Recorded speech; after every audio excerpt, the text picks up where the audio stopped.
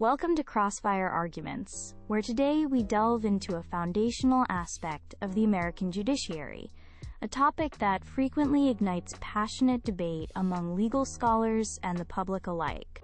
The question before us is potent. Should Supreme Court justices serve fixed terms, such as 18 years, rather than the current lifetime appointments? This debate touches upon the core tenets of judicial independence, the mechanisms of democratic accountability, and the very fabric of how our Constitution is interpreted and evolves over time. To dissect this complex issue, we are privileged to have with us Professor Alistair Finch, a distinguished constitutional law scholar from the University of Ashworth, who will argue in favor of reform. And joining him is Judge Marian Holloway, a highly respected retired appellate court judge celebrated for her extensive judicial experience, who will defend the tradition of lifetime tenure. We anticipate a rigorous and enlightening discussion, one that will explore the multifaceted implications of this proposed change. Professor Finch, you have the floor for your opening statement. Thank you, Dr. Reed. The principle of lifetime tenure for Supreme Court justices, while once perhaps conceived as a bulwark against executive overreach or popular passion, has, in the contemporary political milieu, unfortunately morphed into a catalyst for significant dysfunction and an undeniable democratic deficit. I advocate for a system of single, non-renewable 18-year terms, a reform I believe is paramount to mitigating the hyper-politicization that now engulfs each and every Supreme Court vacancy. Lifetime appointments transform nominations into generational battles, creating an environment where presidents are incentivized to select younger, often more ideologically rigid candidates. The expectation is that these justices will influence jurisprudence for decades, sometimes half a century, irrespective of evolving societal norms, or the clear democratic will expressed through successive elections. This extended, often unpredictable influence of a single appointee can lead to a court that feels increasingly disconnected from the populace it serves, thereby eroding public trust. Furthermore, fixed terms would introduce a regular, predictable cycle of appointments, ensuring that each presidential term, and by extension each electoral mandate, offers an opportunity to contribute to the court's composition. This fosters a court that is more broadly reflective of the nation's diverse perspectives over time, significantly enhancing its legitimacy and its perceived fairness. It ensures the court evolves alongside the nation rather than remaining static. Moreover, this reform directly addresses the undeniable, though often delicately discussed, issue of justices serving beyond their optimal intellectual and physical capacity, or becoming so entrenched in views forged in a bygone era that they no longer serve the dynamic interpretation our living Constitution requires. It's also instructive to look beyond our borders. Many robust democracies with highly respected and independent judiciaries utilize fixed terms for their constitutional courts without any discernible compromise to judicial independence. The notion that lifetime tenure is the sole guarantor of impartiality is, frankly, empirically questionable, and perhaps a uniquely American assumption. An 18-year term is a substantial period, more than adequate for deep jurisprudential contributions, while simultaneously preventing the calcification of judicial thought and the entrenchment of specific ideologies for too long. Therefore, transitioning to fixed terms is not a radical departure from constitutional principles, but rather a judicious evolution. It is a necessary adaptation, aligning the court more closely with fundamental democratic principles, and ultimately enhancing its long-term efficacy, its responsiveness, and the public trust it commands. Dr. Reed, Professor Finch, esteemed listeners, the proposal to dismantle the long-standing tradition of lifetime appointments for Supreme Court justices, I contend, is fundamentally a solution in search of a genuine problem. It is a change that, far from improving our judiciary, would invariably erode the bedrock of judicial independence and the enduring stability of our constitutional framework, which has served this nation admirably for centuries. Lifetime tenure, as envisioned with profound foresight by the framers of our Constitution, is the absolute linchpin of an impartial and courageous judiciary. It is the primary mechanism that insulates justices from the transient whims of political majorities and the ever-present pressures of partisan reprisal or favor. Subjecting justices to fixed terms, however long those terms might be, inherently introduces a temporal horizon. This horizon could subtly, or indeed overtly, influence their decision-making, particularly as they might contemplate post-judicial careers, public perception, or their legacies within a constantly shifting political landscape. The judiciary's unique strength, its very authority, lies in its consistency, its predictability, and the careful, incremental evolution of legal doctrine over extended periods. This is what we call stare decisis, and it is vital. Lifetime appointments foster this indispensable long-term perspective, allowing justices to develop, refine, and apply jurisprudence with a depth, thoughtfulness, and continuity that would inevitably be fractured by more frequent, politically charged turnover. This predictability is not merely an academic concern, it is vital for legal practitioners advising their clients, for citizens organizing their affairs according to the law, and for the coherent and uniform application of law across our vast nation. Furthermore, the prestige, the profound responsibility, and the security of a lifetime appointment attract individuals of the very highest caliber, legal minds of exceptional intellect and integrity, who might otherwise be dissuaded by the prospect of a term-limited, and thus potentially more politicized and less impactful, judicial stint. Ironically, the introduction of fixed terms could exacerbate the very politicization its proponents seek to diminish. Each appointment cycle, already contentious, could become an even more intense focal point for political maneuvering, as parties vie to shape the court for a defined and perhaps more strategically exploitable period. While no human institution is devoid of imperfections, the existing structure of lifetime tenure has, for over 2 centuries, demonstrably safeguarded the rule of law and protected constitutional principles against fleeting popular passions. Altering it so fundamentally risks a cascade of unforeseen and potentially damaging consequences that could diminish, rather than enhance, our revered constitutional order. Thank you both for those compelling and deeply considered opening statements, which have clearly delineated the core arguments on each side of this debate. Judge Holloway, you emphasized judicial independence as paramount, arguing that lifetime tenure is essential to insulate justices from political pressures. Professor Finch, how do you reconcile your proposal for fixed terms with this fundamental concern? Specifically, how would an 18-year term prevent justices from being influenced by future career prospects or the prevailing political winds if their tenure is not explicitly for life? That's a crucial point, Dr. Reed, and one that proponents of reform take very seriously. However, the proposed 18-year single non-renewable term is specifically designed to mitigate precisely such concerns about future ambitions influencing present judgments. An 18-year term is a very substantial period of service, a career in itself for many. It ensures justices are not preoccupied with immediate reappointment, as there is none, or with currying favor for post-court employment in their early or mid-career. Furthermore, true judicial independence, I would argue, stems as much from the character and integrity of the individual justice and robust institutional safeguards such as protection against salary diminution as it does solely from the promise of indefinite tenure. Indeed, one could powerfully argue that the current system, with its high-stakes, infrequent, and often politically explosive appointments, actually invites more intense and direct political pressure on individual justices who are perceived as swing votes, potentially for decades.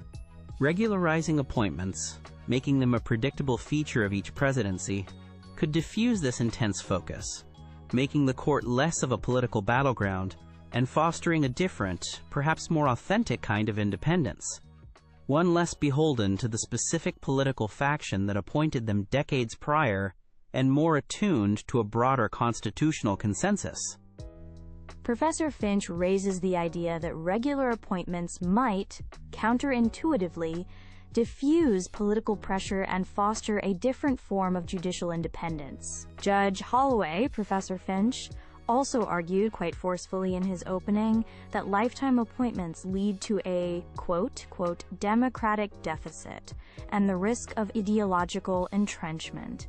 How do you respond to the charge that the current system allows the court to become disconnected from evolving societal values, and that fixed terms would offer a necessary and healthy democratic refreshment?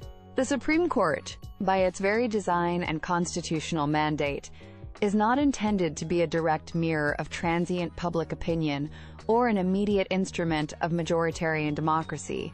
That, unequivocally, is the role of the elected legislature. Its fundamental purpose is the dispassionate, principled application of constitutional tenets and legal precedents, which are, by their nature, meant to endure beyond the passions of any single moment or generation. The phrase evolving societal values, while appealing, can often be a euphemism for the very political pressures that the court, in its capacity as guardian of the Constitution, must rigorously resist, particularly when those pressures might infringe upon fundamental rights or minority protections. While justices are certainly not, and should not be, oblivious to significant societal shifts and developments, their primary allegiance must always be to the law and the Constitution, as written and legitimately interpreted. What Professor Finch describes as a, quote, democratic deficit is, in fact, one of the court's greatest strengths. Its institutional capacity, fortified by lifetime tenure, to make unpopular but constitutionally sound and necessary decisions, thereby upholding the rule of law even when it is difficult. Fixed terms, I fear, would inevitably risk transforming the court into a more overtly political body, with justices potentially anticipating, and perhaps even tailoring their jurisprudence to, the prevailing political climate as their term's end approaches. Let's turn now to some of the more practical implications and potential counterarguments. Professor Finch, opponents of fixed terms, including some points Judge Holloway has alluded to, often suggest it could lead to justices, quote, auditioning for future roles, or pensions as their term nears its end. Additionally, there's a concern that presidents might be tempted to appoint less experienced or perhaps less distinguished individuals, knowing their term on the highest court is limited. How would your proposed model specifically guard against these potential pitfalls? The 18-year non-renewable term is, once again, the key safeguard here. It's sufficiently long to demand profound commitment and deep judicial work, significantly diminishing the allure or practicality of immediate post-court careers influencing on-bench decisions made years or even a decade prior. To further bolster this, we could certainly establish robust post-service ethical guidelines and perhaps even pensions that are structured to discourage any perception of justices tailoring later-term opinions for future gain, though I believe the length and non-renewability are primary. As for the concern about experience, the rigorous scrutiny of Senate confirmation would, of course, remain firmly in place. There's no reason to believe the Senate would suddenly abdicate its constitutional duty to vet nominees thoroughly for competence, temperament, and experience, simply because the term is fixed. Indeed, one might argue the opposite. Knowing an appointee won't serve for an unpredictable 30 or 40 years might encourage presidents to look beyond the youngest, potentially less seasoned candidates, and instead value highly experienced jurists who can make an immediate and significant contribution during their defined term. The current system's strategic retirement games and the longevity lottery aspect, where a justice's ultimate influence heavily depends on factors like personal health and lifespan, rather than purely their jurisprudential contributions, is arguably a far more problematic and less predictable variable than the structured, regular turnover that fixed terms would provide. Judge Holloway, turning to you and acknowledging your defense of lifetime tenure, I'd like to press on a point Professor Finch touched upon earlier regarding the realities of extended service. Considering increasing human lifespans and the consequent potential for justices to serve for many decades, Are there any temps concerns associated with lifetime appointments that you would acknowledge as valid? For instance, the delicate issue of potential cognitive decline in very elderly justices, or court composition that significantly and consistently lags behind major demographic or broadly accepted societal shifts for extended periods. And if so, are there any remedies you might envision that fall short of abandoning lifetime tenure altogether? The issue of judicial capacity in advanced age is indeed a legitimate, albeit exceptionally delicate and often uncomfortable, concern to address. No one wishes to see the court diminished by such factors. However, it is important to note that instances of significant cognitive decline impacting a justice's ability to perform their duties are relatively rare. Historically, these situations have often been addressed, albeit imperfectly, through collegial persuasion from fellow justices, or, in extremis, through the existing constitutional impeachment process, however impractical that may be for issues of mere decline rather than misconduct. The argument that the court, quote, lags behind societal shifts fundamentally presupposes, as I've stated previously, that its primary role is to directly reflect or immediately react to those shifts. This, I maintain, is a mischaracterization of its distinct constitutional function, which is to interpret law, not to make it in response to public opinion. While justices are certainly not, and should not be, oblivious to significant societal shifts and developments, their primary allegiance must always be to the law and the Constitution as written and legitimately interpreted.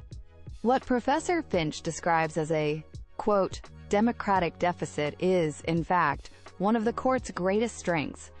Its institutional capacity, fortified by lifetime tenure, to make unpopular but constitutionally sound and necessary decisions, thereby upholding the rule of law even when it is difficult. Fixed terms, I fear, would inevitably risk transforming the court into a more overtly political body, with justices potentially anticipating and perhaps even tailoring their jurisprudence to the prevailing political climate as their term's end approaches. Perhaps, as a less disruptive measure, more rigorous and regular confidential health evaluations for all federal judges, including Supreme Court justices, could be considered and implemented with appropriate safeguards for privacy and judicial independence. But abandoning the principle of lifetime tenure itself is, in my view, too extreme and perilous a remedy for the challenges identified.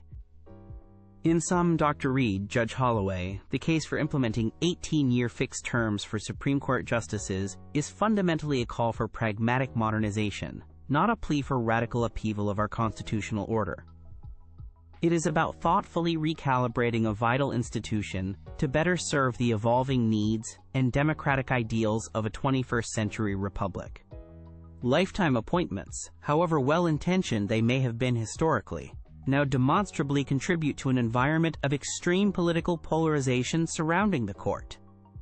They foster a palpable democratic disconnect and carry the inherent risk of entrenching particular judicial philosophies for entire generations, often without any viable recourse or democratic check. Fixed terms, by contrast, promise a Supreme Court that is regularly revitalized, drawing its members from a broader spectrum of presidential appointments over a more predictable time frame, thereby enhancing its representative nature and bolstering its public legitimacy. This reform significantly reduces the all-or-nothing, high-stakes nature of each individual vacancy, which could, in turn, lower the intense political temperature of confirmation battles, making them less of a zero-sum game. It ensures that no single justice or cohesive group of justices appointed during one specific political era can dominate constitutional interpretation for an excessive and potentially unrepresentative period. This allows our highest law to evolve more consistently and organically with the nation it governs, reflecting a broader consensus over time. This carefully considered reform strengthens, rather than weakens, the court's long-term integrity by making it more accountable and ultimately more responsive to the enduring values of the American people, while an 18-year term is more than ample to ensure judicial independence and thoughtful, unhurried deliberation. It is, I submit, time for this sensible and necessary evolution, The enduring wisdom, indeed the genius, of lifetime appointments for Supreme Court justices lies in its profound and time-tested understanding of human nature and the inherent dynamics of political power. It is a structure born of caution and a deep respect for the fragility of impartial justice. It is precisely this constitutionally guaranteed tenure that effectively shields justices from the often corrosive and distorting influence of partisan politics. This allows them, indeed empowers them, to render decisions based solely on the law and their informed conscience, not on the anticipation of a term's imminent end or the prevailing and often fleeting political climate. To dismantle this carefully constructed safeguard is, I fear, to deliberately invite instability and politicization into the very heart of our legal system, compromising the court's unique role.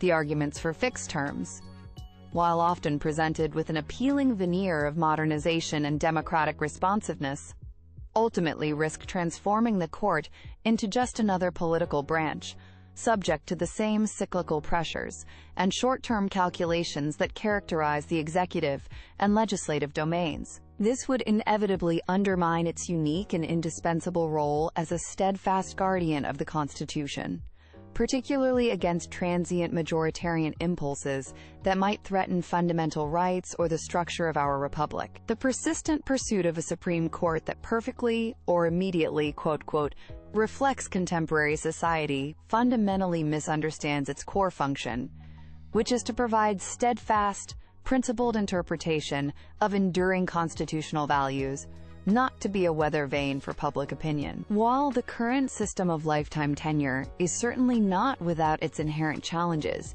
as any human institution is, these are far outweighed by its proven, centuries-long capacity to ensure judicial independence and promote essential legal continuity. Altering this fundamental pillar of our republic would be a grave misstep, with consequences that could irrevocably diminish the court's authority, its moral standing, and the long-term stability of American jurisprudence. Professor Alistair Finch, Judge Marian Holloway, thank you both for an exceptionally insightful, thoroughly engaging, and robust debate on such a critical constitutional question. You've masterfully illuminated the core tensions that lie at the heart of this issue: the delicate balance between judicial independence and democratic accountability, and the competing values of jurisprudential stability versus necessary adaptability in a changing world. The arguments for fixed terms, as articulated by Professor Finch, compellingly center on enhancing democratic legitimacy, ensuring regular refreshment of the court, and preventing long-term ideological entrenchment. Conversely, the defense of lifetime appointments, passionately presented by Judge Holloway, champions the paramount importance of judicial impartiality, the insulation of justices from political winds, and the value of jurisprudential consistency over time. There are clearly profound constitutional principles, historical precedents, and significant practical considerations, weighing heavily on both sides of this enduring discussion. We trust that this comprehensive discussion has provided our audience with ample material for their own considered reflection on the future structure and role of the Supreme